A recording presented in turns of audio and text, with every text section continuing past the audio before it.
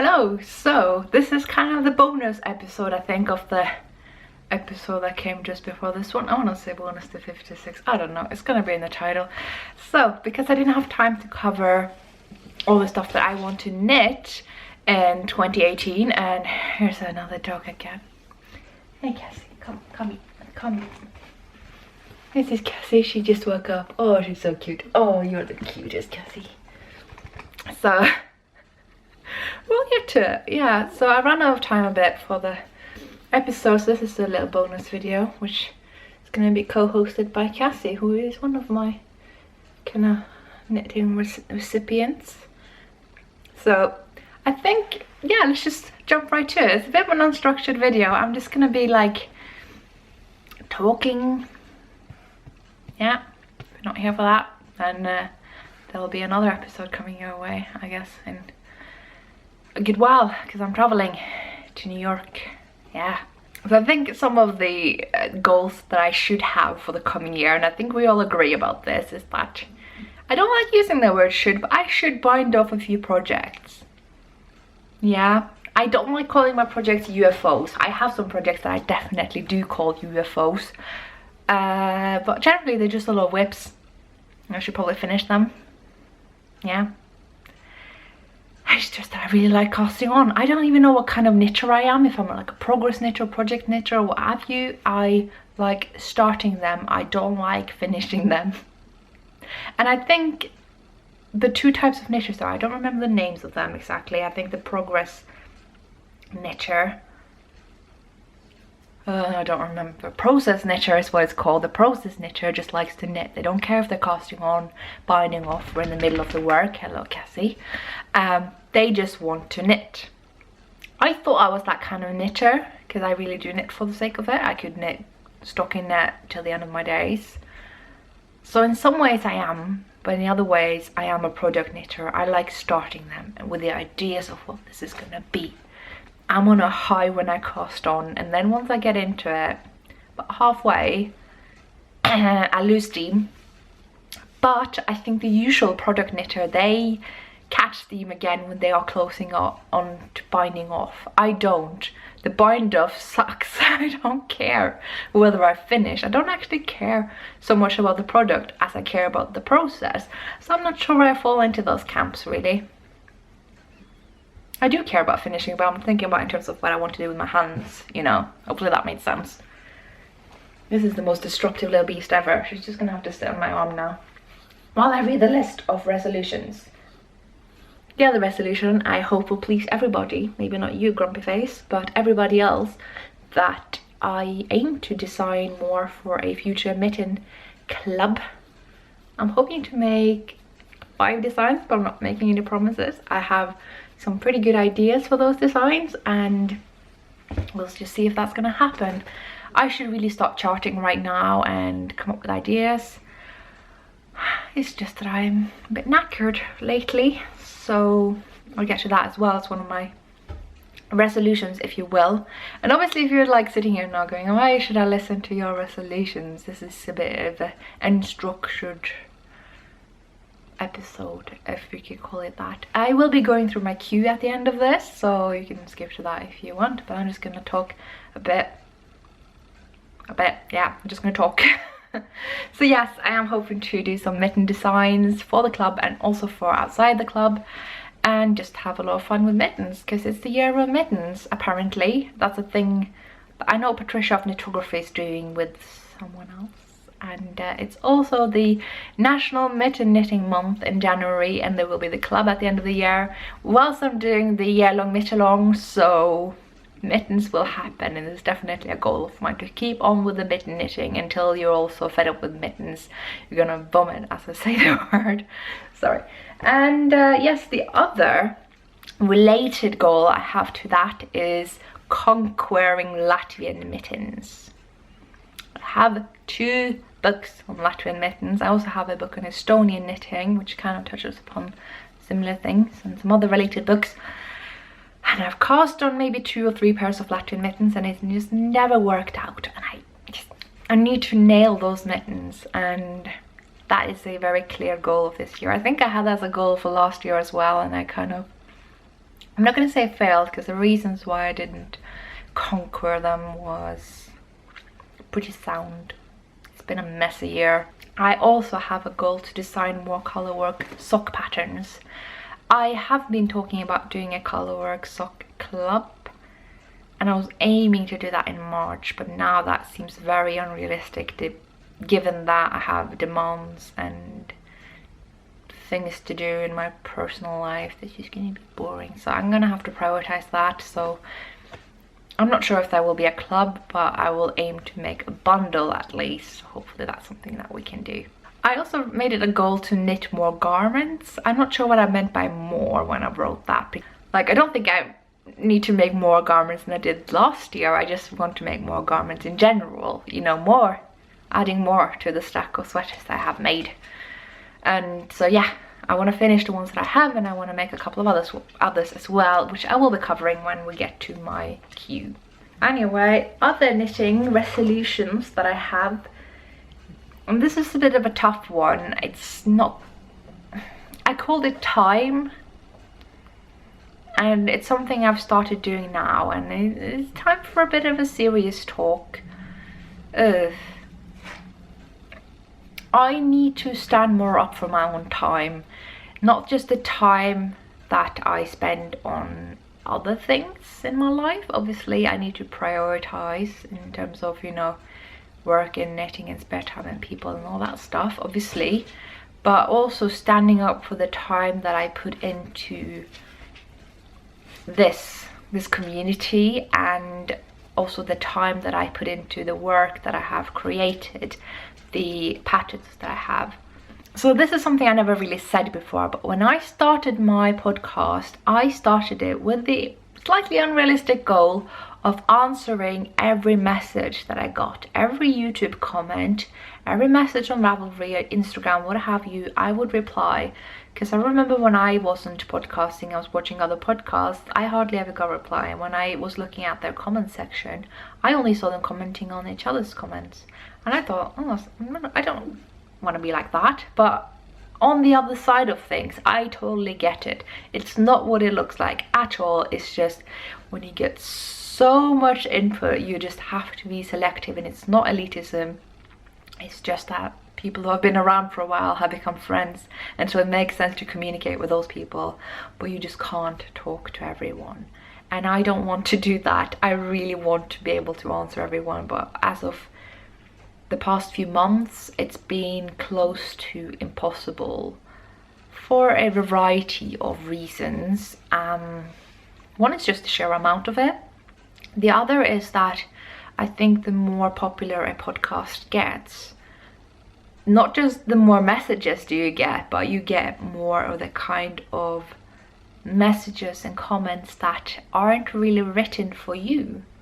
They are written with the assumption in mind that they're not going to get a reply, they're not going to be read by me.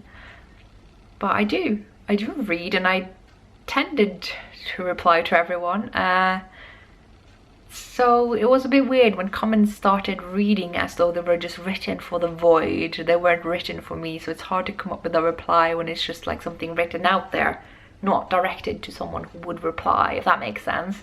That's one reason I have had a hard time replying. And the other reason, and this happened more so after Vlogmas, is people start to feel like they know me, but they don't. And so it comes with a sense of, I'm not sure how to explain this in a way that doesn't sound mean, because I am very much appreciative of everything that this podcast has given me, and the lovely community has built up around it, and the audience for each and every video. But unless you know me, you don't know me. You don't know me from watching these videos. I can reassure you of that. It's I can be very selective of what goes up here and what doesn't, and watching me talk here is not what it's like to talk to me in real life at all. I am so weird. I know I may seem weird here. I'm way weirder than real life.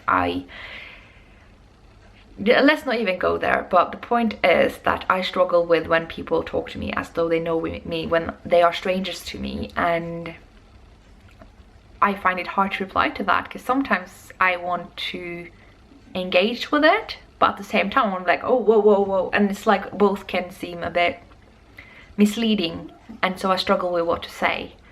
I think that's the gist of it. I struggle with what to say, and the amount of it makes it hard for me to sit down and make an individually tailored response, and so I'm just struggling and I don't know what to do. I have no announcement of what to do about that, so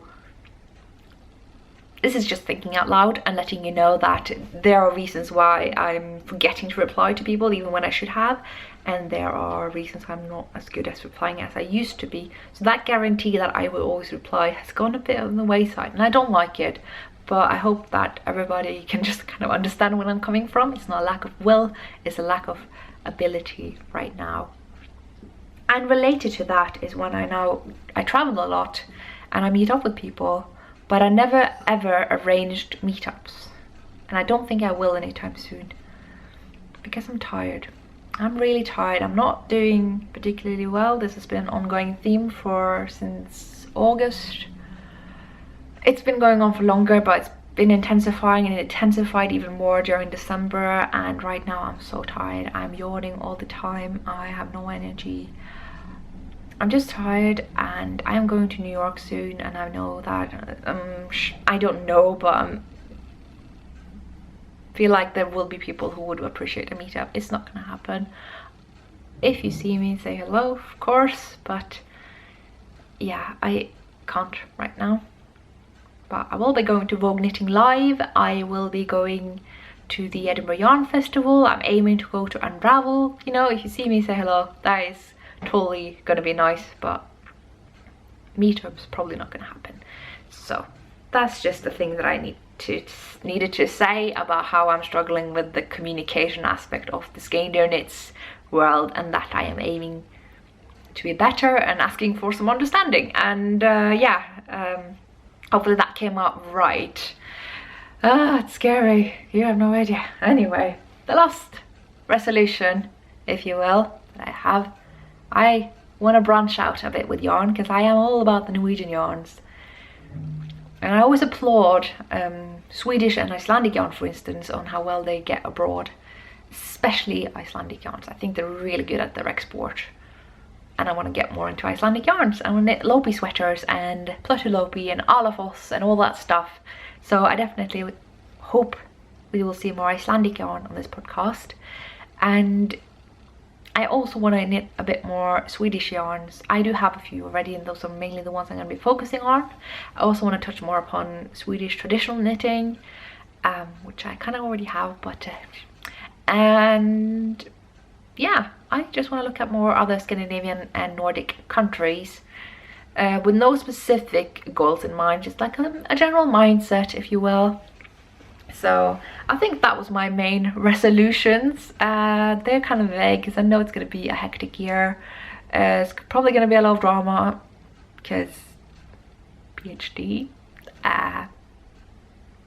Yeah, lots of things, personal things as well. So we're just going to have to kind of... The goals are vague for a reason. I think that's the main thing.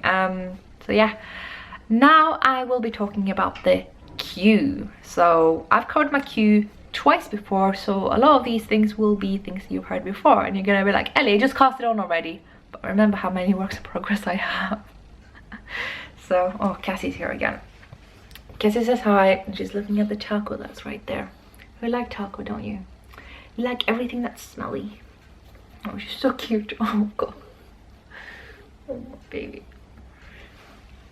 She's very weird, like she looks very uncomfortable when you lift her up, but she's like literally just right here begging to be lifted up. I'm just gonna put her on my lap, I think. You can't really see her, she's here. Oh, Cassie, you're so silly. Anyway, got my cue right here now, so I'll be glancing at my screen for a little bit, but hopefully we can still talk. So as you will know, on top of my queue is the Mamelucker by Maja Karlsson, a Swedish Indian designer who is right up my alley when it comes to her knitting style.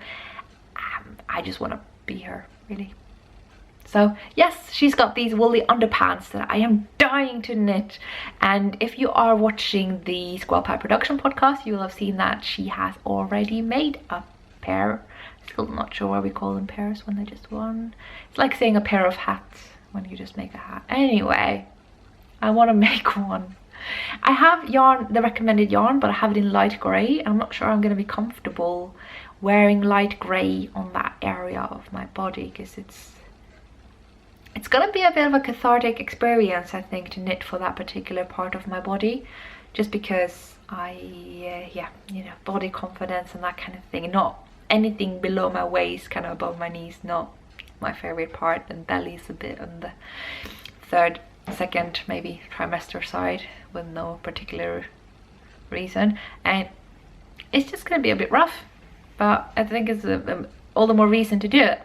So I got light grey yarn for it. I also have purple yarn, which I have from Pickles in Oslo, so those are my two options. I think maybe the purple yarn just because I don't have any other plans for it, but we'll see.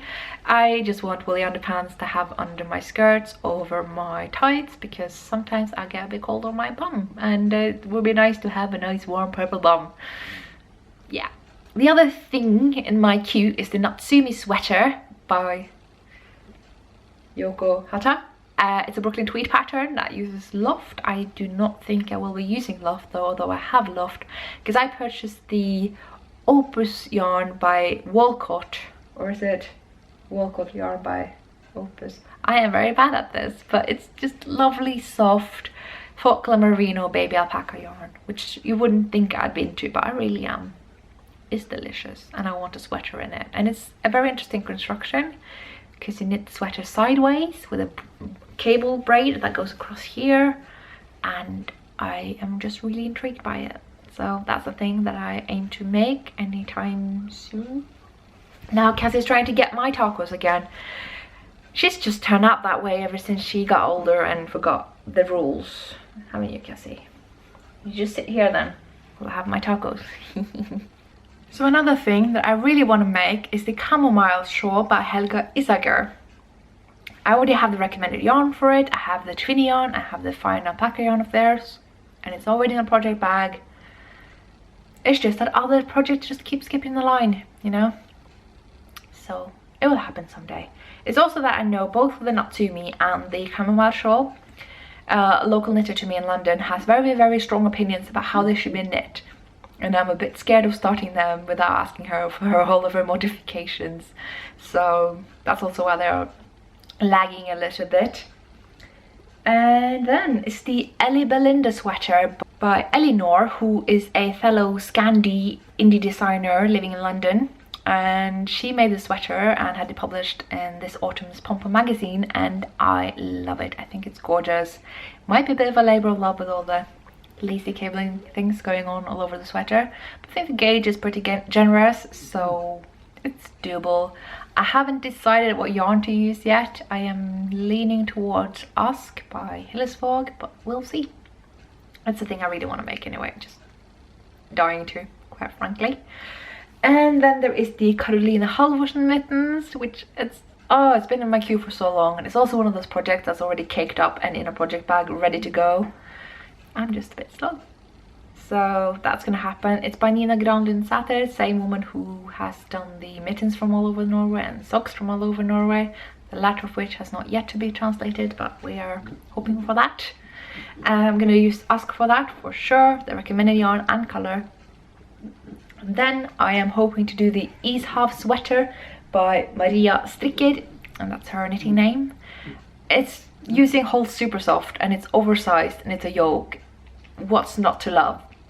So I might do that in burgundy and a natural white if I get my way. And the other one is Alicia Beth by Justina Lakowska. It's been in my queue for a long time. There's been times I've been itching to cast it on. I've been so close to doing it.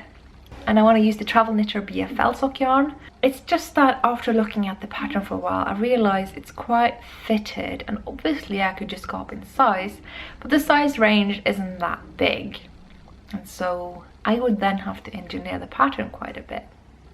I also think the gauge is a bit tight, but then again I'm using a very high twist sock yarn, so maybe that's reasonable. I'm just like having a lot of thoughts about it right now in terms of the fit that I would like, because I don't like negative ease garments. In my world that just means it's too small. I want small degrees to large degrees of positive ease for me personally. So I just, yeah, I'm gonna have to have a think about it. And I really like the contiguous method that it uses. It's an ingenious pattern construction method that I really want to do more of. I should have put that in my resolutions as well, I think. It's basically, you do a raglan, but you don't increase on the sleeve side of the raglan, you just increase on these sides, so you just get this lovely shoulder cap. This is just a store-bought cardigan, but I feel like it's a good example to show you. So you get this nice shoulder cap here just by increasing on these two sides, and then you start increasing on these two sides on the sleeve part as well, just like any other raglan. And it's just amazing. So that's the reason to do it. And then it's the Buster beanie, which is from the Shetland Wool Week, designed by Gudrun Johnston, and I have been itching to knit that for a long time. The plan was to make several so that I'd have Christmas presents to hand out, but I've yet made any. So yeah, that's the thing. But you know, I got plenty of yarn for it. It's just a thing I could cast on at any time and kind of improve my hat knitting skills, because they're a bit lax, I think, which is why I haven't really done that many colorwork hats. But yeah, and the next thing is, of course, maybe not of course, it's a bit surprising, it's the Vertices Unite by Stephen West, because when I frogged my fade, I really still wanted to repurpose the yarn, because it's by Lavie and Amy. It looks amazing, it's just autumnal and gorgeous, and I think it would be way more suitable for the Vertices Unite, given that it's a single ply, so it's quite loose and it needs a tighter gauge to kind of gather it, and the seams where you join the different sections I think will give it more structure as well. So I am very positive towards that idea, and I think it'll be fun. Everybody who's made the Vertices Unite says it's quick and fun, and it's been a while since I really did one of those shawls, you know, the shawls that people make. So I'd really like to do that. And then it's the garland socks. I've covered those many times before because it's been in my queue for ages, so I'm just going to leave them there. You can check them out. And then there's the Sophie cardigan by Jennifer Wood, which I was going to make by just completely ripping off Katie Vincent number 23's version in the Viola yarn by John Arben. But it is true that the Viola yarn pills a lot, so I've kind of thought about using that yarn for maybe just a raglan that is supposed to look a bit fluffy, and find a different yarn for the Sophie cardigan. So it's a bit of a cute item on hiatus, but I will want to make it at some point. I think it's going to be really nice. And then there is the Scandium socks. It's the same thing again. I've talked about them before. I've got nothing else to say other than I want to make them. So yeah. Same goes for these amazing leopard mittens. They are my the pattern that if I can do that, I can do anything, kind of, you know. I'm just kind of waiting to be ready for it, and I usually am against that attitude towards knitting. I say if you want to be ready for it, you need to do it, which is true. I don't have an excuse. Move on to the House Baratheon socks. Again, I've covered them before. I got nothing to add other than that I have Woolmiser yarn set aside for them, so I'll do them whenever I get around to it. And there is the Belmont cardigan, another pattern by Gudrun Johnston. I really want to do that. I've got two amazing lamb's wool merino skeins from Nøstebarn, which is a chain store in Norway that have amazing pure wool for baby knits. It's non-superwash wool that is soft enough for babies. And they got lamb's wool, merino lamb's wool. It's just great. I love them. And so I got two red skeins. They're 100 grams each and 300 meters each, so it's 600 meters each, so it should be plenty. It's just great. It's going to be a very nice experience, but not anytime soon, I don't think. I've also been thinking about doing the Ursula cardigan by Kate Davies for the longest time. I've got ultra yarn set aside for it by Jameson's of Shetland. I'm just having some second thoughts about it lately, so it just kind of fallen to the wayside a bit, but yeah. And it's the Oddvars Peneste Kofte, which is from the first installment of Kofteboken, which is a cardigan book series of 2 books, only in Norwegian, and I'm dying to make it, and I have been since the first Holst order I made in 2015. And I'm kind of wanting it to be my Edinburgh cardigan, but realistically it's probably not going to happen, but I have yarn for it. It's going to be made in Holst Super Soft, which is crazy because it's recommending Usk by Hillesvåg, which is more of a sport weight, and Holst Super Soft is more of a light fingering, bordering lace. but it knits about the same gauge, so it should be fine. I just need to modify the lengths a bit here and there, but you know, it'll be fine. So that's the plan. I just want another lightweight sweater cardigan, you know. And then of course it's the Oracle shawl by Kristen of Woolen Vine and Yarngasm. And yeah, I have yarn for it. I've got a Oracle kit from Woolen Vine that I bought from her in 2017 sometime. Of course, I mean, yeah, I wouldn't have had it here by now if it weren't. So it's just gonna happen at some point. It's the thing is, after she published the Oracle shawl, she published the Half Moon Oracle shawl, and I'm thinking of modifying it into a 3/4 pie instead of a half pie or all pie, because like a whole full circle, you fold it double and you basically get a half pie that has the same properties ish, which will be fun. It'll be a fun challenge. But then you do the Half Moon Oracle, the half pie, and you get just kind of a plain half circle. It's a little bit difficult to wear. I like wearing them. I have two lovely half pie shawls by Helen Stewart of Curious Handmade, but I really like the 3/4 pie shawl by Nina Petrina, and so I would like to maybe modify it into that. I think that'll be very wearable and fun and difficult, so that might happen.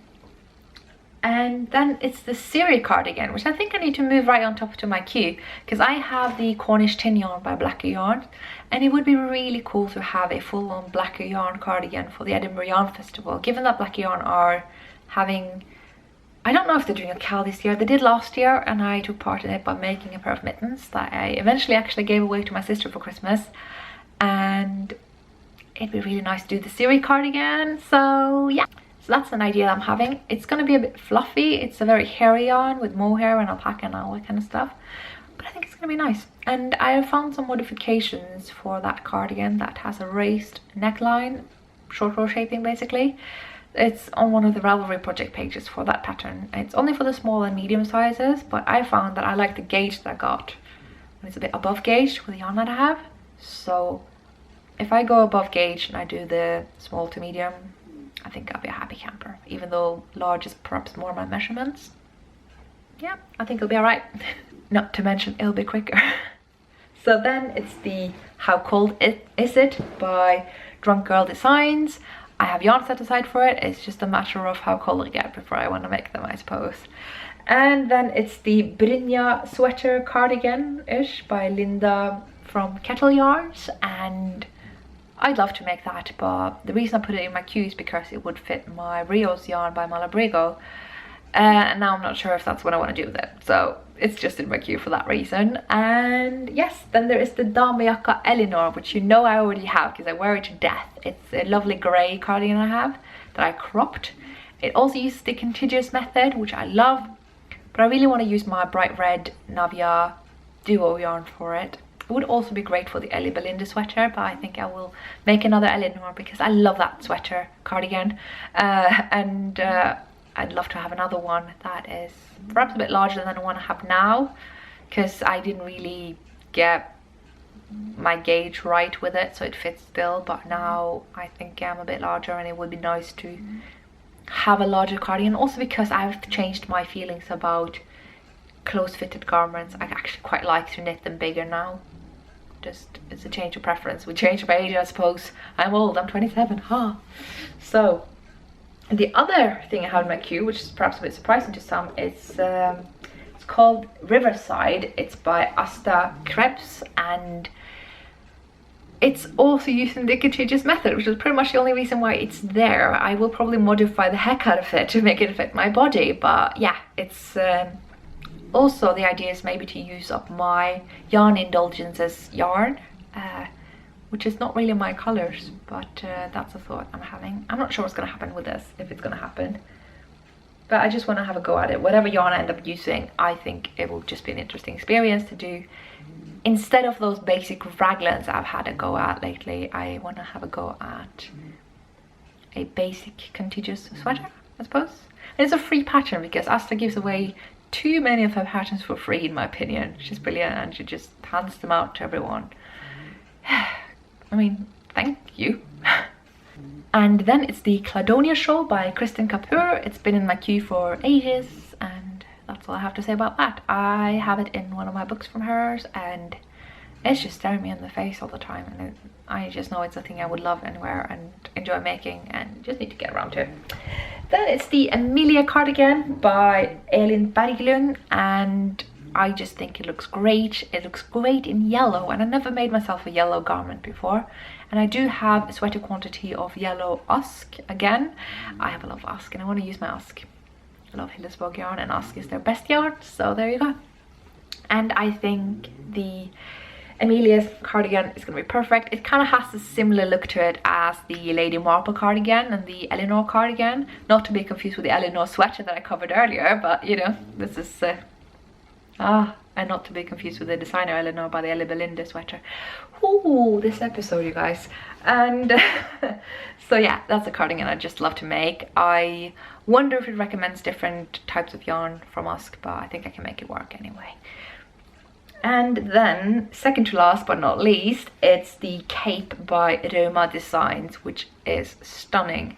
I saw Lori x5 on Instagram make this, and my jaw dropped, and I couldn't believe just how it looked. Okay, Cassie's awake again. Here we are. It's just a beautiful, beautiful cape of color work, and I have yarn for it. I got yarn from Whole Super Soft instead of Fenil Gone. Go figure. What are you doing? So I think I should probably explain that the reason why I went for Whole Super Soft instead of one of my favorite yarns, Fenil Gone, is I'm not sure I will be bringing that cape around all the time to wear it if it's gonna be too heavy. So if I use Whole Super Soft, it will be lighter, and the likelihood of me bringing it around and actually wearing it goes up quite a bit. So excuse me, Cassie, I need to watch my monitor. Yes, the last queued item I should be able to make in no time, just need to get around to it. It is the Høsthjerte hat by Aud Bergo from Bladet Garn. I have yarn for it hand dyed by Vadvit in Oslo, and yeah, whenever I choose to crack up on that skein, I'll be making the hat, and it's going to be a nice green hat, because hats. And now Cassie is sitting on my laptop keyboard in protest, scratching herself, so maybe that's a sign that we should wrap things up here. I hope you enjoyed this slightly weird bonus episode and listening to me talk about some general thoughts and plans and what have you. And I obviously want to wish you all a happy new year. I hope you had a good year last year. I hope the new year will treat us all well. I'm just gonna go tidy up all the mess I have around me from showing you all the stuff in the previous episode, and go to a knitting night tonight before I leave Trondheim. It's one knit night tonight, and I hope you will have a lot of lovely knitting, and I should wrap this up now and have some food. So I'll catch you later. Bye.